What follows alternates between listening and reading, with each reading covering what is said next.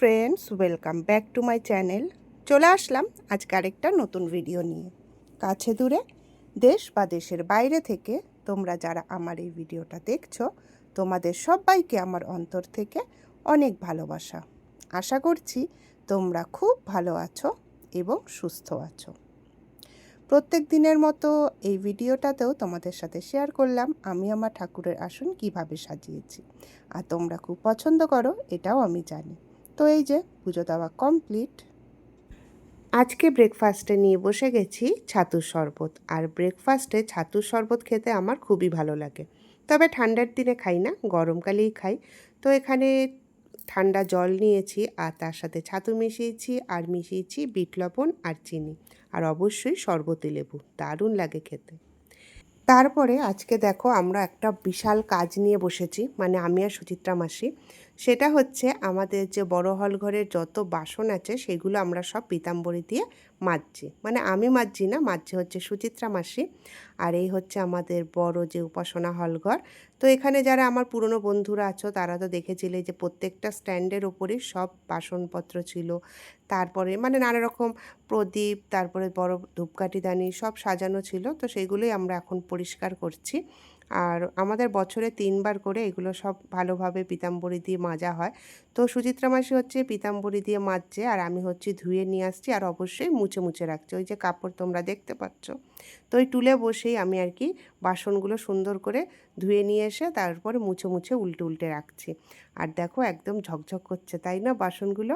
আসলে আমরা সব সাজিয়ে রাখি তো বটেই, তবে সেগুলোও কিন্তু মেনটেন করতে হয়, নাহলে কিন্তু একদমই বাজে লাগে দেখতে, তাই না? আর আমরা এত পরিষ্কার পরিচ্ছন্ন থাকবো, তো ঈশ্বরের জায়গাটাও তো পরিষ্কার পরিচ্ছন্ন রাখতে হবে।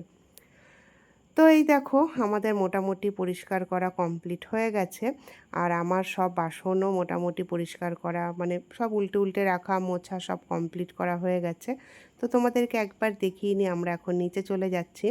আর এই দেখো আমার তো মানে আমাদের এই ঠাকুরের যে বড় উপাসনা হলঘর, সেটা তোমাদেরকে একবার দেখিয়ে নিচ্ছি। তো অন্য সময় তো সুন্দর করে সাজানো থাকে, আজকে তো সেই সাজানোটা নেই। তাও ভাবলাম যে একবার তোমাদেরকে দেখিয়ে নিই। আর তোমাদেরকে দেখাই চলো, আমার তো সব মোটামুটি ধোয়া মোছা আমাদের কমপ্লিট হয়ে গেছে। এই যে দেখো যত ছিল সব আমরা কমপ্লিট করে ফেলেছি। আর বড় বড় যে মোমবাতি স্ট্যান্ড, তারপর ধূপদানি যে বড় বড় আছে সেগুলো সব কিন্তু পার্ট বাই পার্ট খোলা যায়। তো খুলে খুলেই আমরা সব এগুলো ধুয়েছি। আর এটা নিত্যদিনে যেই পুজো হয় সেই পুজোর সব মানে বাসন আর কি। তো আমি আর সুচিত্রা মাসি অনেকক্ষণ ধরেই বেশ এই কাজে আর কি লেগেছিলাম।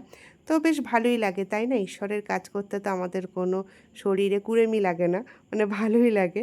তো চলো এবার আমাদের তো সব কমপ্লিট করা হয়ে গেল, এবার তো রান্না বান্না খাওয়া দাওয়া তো করতে হবে। আর এই দেখো তোমাদেরকে আরেকবার একটু দেখিয়ে নিই, তারপর যাচ্ছি এবার নিচে। তো আজকে চলে আসলাম। আর আজকে না ওপরে অতক্ষণ ধরে থাকার পরে রান্না বান্না খুব একটা আমার ইচ্ছা করছিল না করতে। আর আমি আর আয়ুষি তো আছি, আর নিরামিষই খাবো। তো তার জন্য কি বানাই কি বানাই ভাবতে ভাবতে তো ফ্রিজে শুধু একমাত্র ভিন্ডিই পড়েছিল, যেহেতু মামুনিরা নেই। আর আমি ভিন্ডি শুধু এনে রেখেছি সবজি, কারণ অন্য সবজি তো আয়ুষ খেতেও চাইবে না। তো ভিন্ডি আলু ভেজে নিয়েছি, আর মাইক্রোওয়েভে এখানে পাঁপড় সেঁকে নিয়েছি। তো আমরা না পাঁপড় ভাজাটা খুব একটা খাই না, খুব একটা কেন খাই না, আমাদের পাঁপড় সেঁকাটাই খাওয়া হয়। তো এই যে পাঁপড়টা সেঁকে রেখেছি। আর এখানে মুগ ডাল সেদ্ধ করে রেখেছি, আর অবশ্যই ওপর দিয়ে ছড়িয়ে দিয়েছি অনেকটা পরিমাণে ঘি। আর আমি ঘি খেতে ভালোবাসি, তোমাদেরকে তো বলেইছি। আর আজকে লাঞ্চে না একদমই হালকা মানে মেনু রেখেছি আর কি। তার কারণ হচ্ছে আমরা ডিনারটা একটু হেভি করতে চলেছি।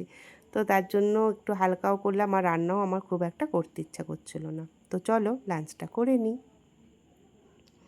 চলে আসলাম একেবারে ডিনার বানাতে। তো এখানে আমি কি ভাজছি বলো তো? এটা হচ্ছে চিকেন। আর আজকে আমি একটা চিকেনের টেস্টি টেস্টি আইটেম বানাচ্ছি, তার সাথে আরেকটা জিনিসও বানাবো। সবই তোমাদের সাথে অল্প অল্প করে শেয়ার করছি। আসলে আয়ুষ অনেক দিন ধরেই বলছে যে মাম্মা কিছু একটু ভালো বানাও। আর আগে না আমি নানা রকম এরকম মানে অনেক রকমেরই খাবার বানাতাম আর কি। তো আমার এই যে চ্যানেলটা নবরূপের প্রকৃতি, এর আগে কিন্তু এটা ছিল কুকিং উইথ প্রকৃতি। যারা পুরনো বন্ধু আছো তারা নিশ্চয়ই জানো। তো আগে না আমার এটা রান্নার চ্যানেল ছিল, মানে কুকিং চ্যানেল ছিল, কিন্তু আমি মাঝে ভীষণ অসুস্থ হয়ে যাই, মানে 3 মাস আমি পুরো একদম বিছানায় পড়ে যাই, নার্ভের প্রবলেম হয়ে গেছিলো। তো আমি তখন দাঁড়াতে পারতাম না, তো তার জন্য রান্নাবান্নাও খুব একটা আমি করতে পারতাম না। তো তারপরে আমি এটা ডেলি ব্লগে নিয়ে চলে এসেছি। তো হঠাৎ করে তো আয়ুষ বলছে, মামা অনেক দিন ভালো কিছু খাওয়া হয় না, তো একটু বানাও কিছু একটা। তো তার জন্য আজকে ফ্রিজে চিকেন ছিল, তো এই দেখো এখানে আজকে আমি বানাচ্ছি ড্রাগন চিকেন। তো তার জন্য বিশেষ কিছু না, খুবই সোজা ড্রাগন চিকেন বানানো, মানে চিলি চিকেনের থেকেও সোজা। তো ডিম, ময়দা আর লবণ আর লঙ্কার গুঁড়ো দিয়ে আমি ভালো করে ডিম মানে চিকেনটা ভেজে নিয়েছিলাম, তারপরে আবার ওটা সেকেন্ডবার আবার ডিপ ফ্রাই করতে হয়। তারপরে যেরকম থাকে আদা রসুন দিয়ে সোমবারে দিয়ে, মানে তেলের মধ্যে দিয়ে, তারপর ক্যাপসিকাম পেঁয়াজ দিয়ে, তারপর যেমন সস দেওয়া হয় দিয়ে ওই চিকেনগুলোকে এভাবে আবার নাড়াচাড়া করে নিচ্ছে। আর ভীষণ ক্রিস্পি হয় এই ড্রাগন চিকেন, যেহেতু ডবল ফ্রাই করা হচ্ছে, আর ভীষণ টেস্টিও হয় তার সাথে। তারপর এখানে বানিয়ে নিচ্ছি হচ্ছে ফ্রাইড রাইস।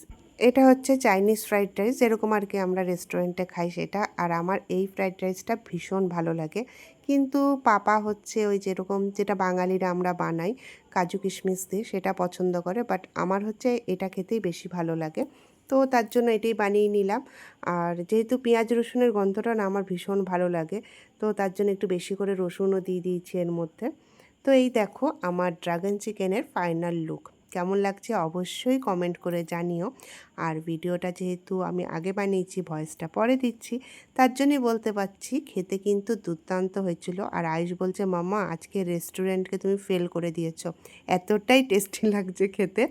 আর এই হলো আমার যে মানে ফ্রাইড রাইস আর কি সে বানিয়েছিলাম, সেটাও তোমাদের সাথে শেয়ার করে নিলাম। তো ঠিক আছে, ডিনারটা এবার সেরে ফেলি, পরে আরেকটা নতুন ভিডিওতে তোমাদের সাথে আবার গল্প করতে আসছি। আর আমার সব বন্ধুকে অনেক অনেক ভালোবাসা আমার পাশে এইভাবে থাকার জন্য। ঠিক আছে, পরে আবার আসছি নতুন ভিডিও নিয়ে।